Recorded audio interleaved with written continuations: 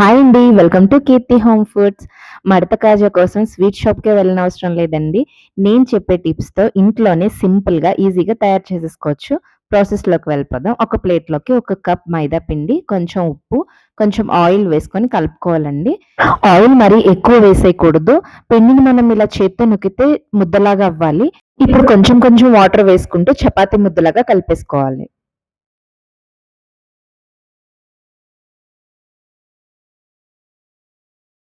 ఇలా చపాతీ ముద్దలాగా కలిపేసుకొని ఈ ముద్దని పక్కన పెట్టుకోవాలి. ఇప్పుడు ఒక కళాయిలోకి ఒక కప్ షుగర్ ఏసుకొని, ఒక కప్ వాటర్ కూడా వేసుకోవాలండి. ఒక కప్ మైదా పిండికి ఒక కప్ షుగర్ కలుపుతండి. ఇప్పుడు 4 యాలకులు వేసుకొని పాకాన్ని మరగపెట్టుకోవాలి. యాలకులు పొడి వేసుకున్నా పర్వాలేదు, యాలకులలాగా వేసుకున్నా పర్వాలేదండి. పాకం బాగా జిగురు పాకం వచ్చిన తర్వాత స్టవ్ ఆఫ్ చేసుకొని మూత పెట్టుకొని పక్కన పెట్టుకోవాలి. మనం ఇందాక కలిపెట్టుకున్న చపాతీ ముద్దను తీసుకొని మళ్ళీ ఒకసారి బాగా కలుపుకోవాలి. బాగా కలుపుకొని వీటిని ఈక్వల్ పార్ట్స్ కింద కట్ చేసుకోవాలండి. ఇక్కడ వీడియోలో చూపిస్తున్నట్టు ఈక్వల్ పార్ట్స్ కింద కట్ చేసుకొని చపాతీల్లాగా చేసుకోవాలి.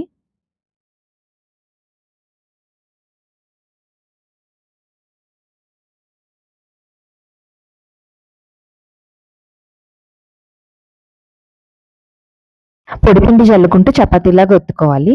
ఇక్కడ నేను వీడియోలో చూపిస్తున్నట్టు ఈ మందంలో మనం చపాతీ చేసుకోవాలండి. ఇంతకంటే లావుగా చేసుకోకూడదు. ఇంతకంటే పలుచగా కూడా చేసుకోకూడదు.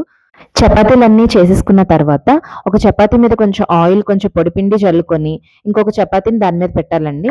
ఇదే ప్రాసెస్‌తో మిగతా చపాతీలను కూడా ఒకదాని మీద ఒకటి ప్లేస్ చేసుకోవాలి.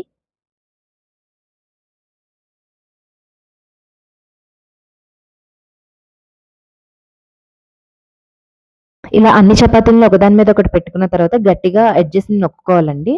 ఇప్పుడు వాటిని టైట్‌గా రోల్ చేసుకోవాలి. చివర వాటర్ జల్లుకొని దీన్ని క్లోజ్ చేసేయాలి. ఇలా క్లోజ్ చేసిన దాన్ని మనం కాజా షేప్‌లో కట్ చేసుకోవాలండి. చూసారా ఎంత నీట్‌గా కాజా షేప్‌లో వచ్చింది. ఈ కాజాల్ని మళ్ళీ ఒకసారి చపాతీ కర్రతో ఇలా ప్రెస్ చేసుకోవాలండి. ఇప్పుడు మనం ఫింగర్ పెట్టగలిగే వేడున్నంత గోరువెచ్చని ఆయిల్‌లో మనం ఇందాక చేసుకున్న కాజాలన్నిటిని వేసేయాలండి. ఇవి వేగే కొద్దీ మనకి పైకి తేలుతూ ఉంటాయండి. కానీ ఎప్పుడు మంట సిమ్‌లో పెట్టే మనం వీటిని ఫ్రై చేసుకోవాలి. చూసారా ఎలా పైకి తేలాయో? ఇవి గోల్డెన్ బ్రౌన్ వచ్చే వరకు సిమ్‌లోనే ఫ్రై చేసుకోవాలండి. ఇలా ఫ్రై అయిన వాటిని గోరువెచ్చని పాకంలో వేసి మూత పెట్టుకోవాలి. ఈ పాకం మొత్తం కాజాలు పీల్చుకోవాలి కాబట్టి ఒక 5 మినిట్స్ వీటిని రెస్ట్ ఇచ్చేయాలండి.